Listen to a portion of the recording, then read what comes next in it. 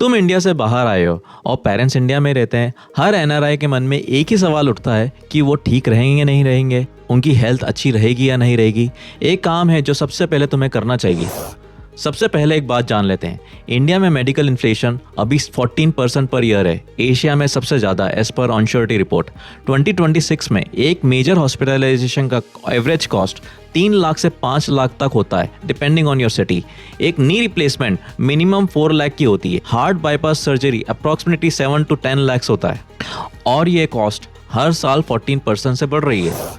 चलिए अब सीधे कैलकुलेशन पे आते हैं। एक सीनियर सिटीजन की हेल्थ इंश्योरेंस पॉलिसी 10 लाख का कवर और 60 साल की उम्र पे अप्रॉक्सीमेटली 20 से 35 हज़ार पर ईयर प्रीमियम होता है।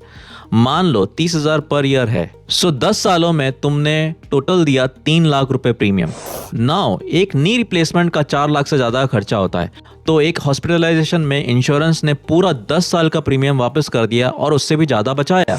और अगर पेरेंट्स को कभी हॉस्पिटल नहीं जाना पड़ा तो इससे अच्छी बात और क्या हो सकती है।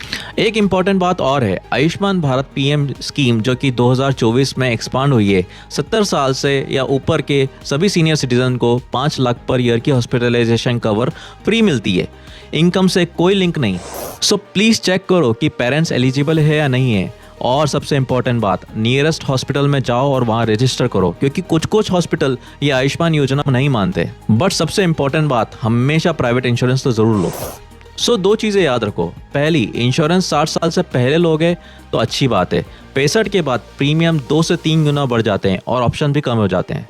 और दूसरी, सेक्शन 80D के अंदर पेरेंट्स की इंश्योरेंस प्रीमियम पे 50,000 तक का टैक्स डिडक्शन तुमको मिल सकता है। सो एक काम आज ही करो, पेरेंट्स की उम्र चेक करो। अगर 70 साल या उससे ऊपर के हैं तो आयुष्मान भारत के लिए नियरेस्ट हॉस्पिटल पे रजिस्टर करो, बिल्कुल फ्री है। बट प्राइवेट इंश्योरेंस तो ज़रूर लो। पॉलिसी बाजार या डिट्टो पे आपको बहुत सारे इंश्योरेंस की ऑप्शंस मिल जाएंगे, आप इंश्योरेंस को कंपेयर कर सकते हो। तो मुझे बताओ, तुमने अपने पेरेंट्स के लिए हेल्थ इंश्योरेंस लिया या नहीं लिया? और ऐसे इन्फॉर्मेशनल वीडियो के लिए इस अकाउंट को फॉलो करो।